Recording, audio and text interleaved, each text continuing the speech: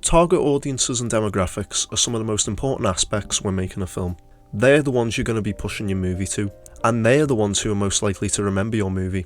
Examples in recent cinema can be seen with films like Mission Impossible Dead Reckoning being targeted towards fans of action, Across the Spider-Verse being targeted towards fans of animation and superheroes, Maestro being targeted towards downright sociopaths. You get the picture. But in terms of age demographics, it's somewhat hard to target unless you're an animated film. Not saying animation is just for kids, but that's who animated films rely on for that sweet dough.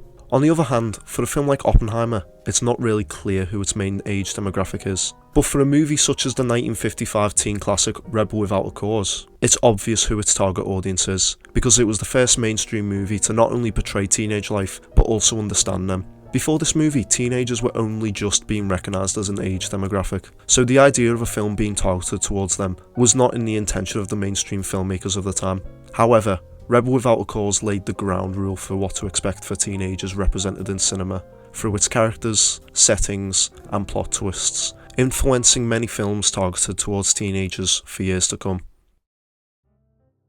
Its counterculture influence on cinema can be seen right from its release in 1955, as it was banned in New Zealand and Spain out of fears that it would glorify teenage delinquency, and was restricted in the UK by cutting out most of the knife fight, with the full cut not shown in British theatres until 1967, a whole 12 years after its release.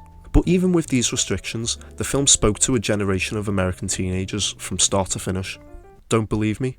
Well, the very opening of the film has Jim, our protagonist, playing with a toy monkey whilst under the influence of alcohol, which, in one scene, it perfectly communicates to the audience that this is what a teenager is in a nutshell. Someone who still has traits of a child, that being Jim playing with the toy, but someone who is also dying to see the world in an adult's perspective, hence why he is drunk. But what's clever about this is that we notice him playing with the toy monkey before we realise that he is drunk, which communicates that this film is about a boy's transition from childhood to adulthood, which is a narrative that teenagers had never experienced in a movie about a protagonist who was their age. There have been characters in films that were teenagers while shooting their respective films, the most famous example probably being Judy Garland in The Wizard of Oz, who was only 16 at the time of filming, but she was portraying a 12-year-old, not someone who was around 13 to 18. And in that, there are no signs of rebelling and wanting to grow up, instead signs that she is a child, such as being happy with the way things are and looking for others for support. Compare this to James Dean, who, despite being 24 years old at the time of filming, portrays a 17-year-old, which there weren't any actors portraying that age at the time. They were either young adults, like Marlon Brando in A Streetcar Named Desire, or a literal child like Shirley Temple, showing that Warner Brothers were the first studio willing to give teenagers the representation and attention in cinema. This can further be seen with the use of colour and cinemascope technology, showing that Warner Brothers were more than willing to give this the A-list treatment, making it the first of its kind. Along with it being the first film targeted towards teenagers, it was in charge of creating character types for the teenage films for years to come. This doesn't just apply to the main characters, such as Jim and Plato, for example, but even minor characters in the movie, such as the police officers, and in an unusual case, Plato's father, who isn't even in the film. Please, let me explain. Just the mention of his father not being present in the film is a trope frequent in most teenage films released after this. Take Napoleon Dynamite for an example, as Napoleon and Kip don't have a mother and a father in their life, but they do have a motherly figure, that being their grandmother Carlinda. As a result, they're both socially awkward and are isolated, which is exactly the same circumstances as Plato. But for how the main characters have influenced character types, you can look no further than The Breakfast Club. For this, a character like Claire shares similar traits to that of Judy, with character types such as hanging around people who judge others easily and are a bad influence, as well as having a rocky relationship with her parents. As a matter of fact, all 5 of the main characters in The Breakfast Club all have rocky relationships with their parents, exactly like Jim, Judy and Plato. And this is the first thing the characters bond over, therefore becoming a common trope for a teenage character to have difficult relationships with their parents, as well as Bender brandishing a switchblade wherever he goes, which is the same weapon that Jim and Buzz use during their knife fight. However, the one film that easily takes the most influence from Rebel Without a Cause has to be Back to the Future. And this isn't just to do with its characters, but with most aspects of the film, such as how Marty dresses very similar to Jim, the architectures of the high schools being very similar. Whoa! They really cleaned this place up. Both protagonists being called a chicken. Is that meaning me? Is that meaning me? What? What's wrong, McFly? Chicken? But the most eye-catching is the fact that the year that Marty travels back in time to is 1955, the year Rebel Without a Cause was released. But what about the aspects of the film that resonate with teenagers? Well, firstly, it doesn't shy away from the relationships the characters have with their parents. In fact, when the issue is brought up, it is the sole attention of the scene. Take this scene when Jim gets sick of his parents arguing amongst each other in the police station. Before this film, a young person in the scene would be listening with full attention to their parents and agreeing to everything they said in order to not get into further trouble. Here, Jim can barely listen to his parents squabbling, and he goes against them with this iconic line.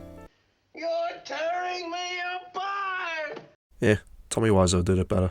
You are tearing me apart, Lisa! But this doesn't just reflect with Jim, but also Judy and Plato, who are both there in some way, shape or form because of their relationship with their parents. Judy because of her curfew violation and she feels that her father ignores her, and Plato for killing a litter of puppies, which we learn is because his father abandoned his family, and his mother is often away from home, leading us to conclude that he has no concept of right and wrong because he was never properly taught it. Jim's character also fits into this, as his father fails to deliver on his duties as a father living in 1950s America. Realistically, he should be the breadwinner, going out and earning money for the family. But what does Jim see? He sees him making bed and breakfast for his mother, which is the first time he truly doubts his parents' place in his life, a concept that all teenagers have dealt with.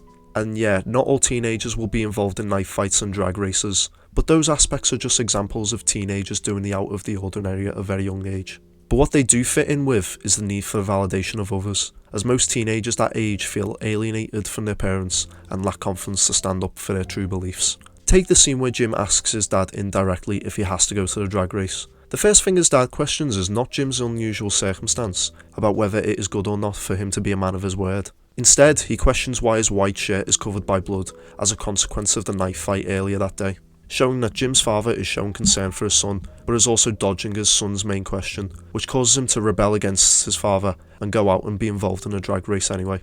Speaking of the drag race, and heck, I'll throw in a knife fight here, because it fits in with what I'm about to say. These were the main criticisms of the film when released, because people feared that teenagers would replicate these acts, but I'd argue that it would deter teenagers from doing these acts. The first reason for this is Jim's actions in both situations. He doesn't intend on harming Buzz in a knife fight. In fact, he doesn't even stab him at all in a knife fight. And with the drag race, his only purpose for that was to do good enough so that he would gain respect, not even to win.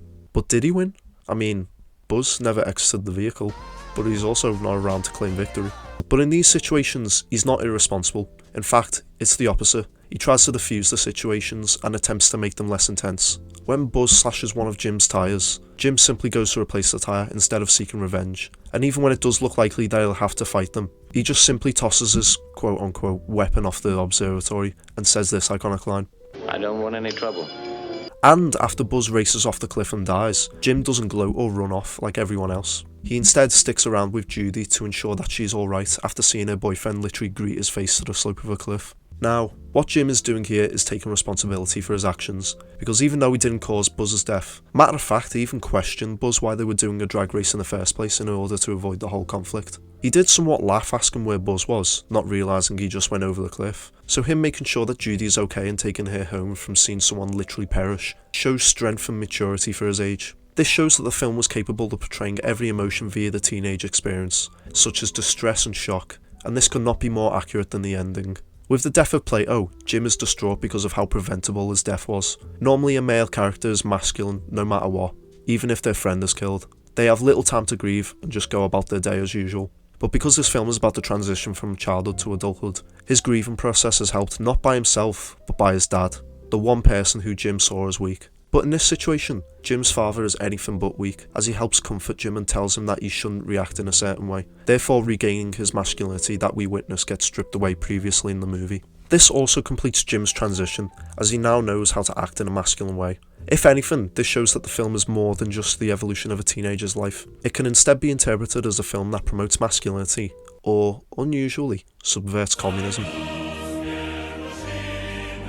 Hear me out. Since this movie was set in the mid-1950s, which was the height of the Red Scare, there are signs that this film is anti-communist. An example that is right in your face is Jim's dress sense, as when he starts rebelling against his parents, he dons his red jacket, the colour we associate with extreme left-wing, only to not be associated with it at the end when he takes it off and puts it on Plato's body, symbolising his distrust of the communist ideology and reverting back to capitalism. That's just one of a number of ways this film could be interpreted, but for what it did for the representation of teenagers on the silver screen, it quite simply put them on the map. It's quite a shame that this was one of only 3 films that James Dean ever starred in, the other 2 being East of Eden and Giant, because his performance in Rebel Without a Cause is incredible. The film truly brought him into the starlight, and ultimately made him the first teen icon in American history, and paving the way for other icons like Elvis Presley and Ricky Nelson. But unfortunately, he died in a car crash before Rebel Without a Cause was even released. In fact, the main 3 characters in the movie didn't even live 30 years after the movie's release, with Salma Hayek, who played Plato, dying in 1976, and Natalie Wood, who played Judy, dying in 1981. It's awful thinking that none of them reached their full potential, but now they're forever immortalised with this groundbreaking picture. But do you know who did reach their full potential who was in Rebel Without a Cause? Dennis Hopper, which later in his career he thankfully gave us the character that is Frank in Blue Velvet. Let's anything that moves! And one more thing, 400 subscribers. That's mad. I know I probably said this in the last 2 videos, but I can't thank you all enough. And for some who are wondering, yes, I definitely will make a video on Crank High Voltage. Only problem is that it will probably be released in late December or early January 2025. So please, have a little patience.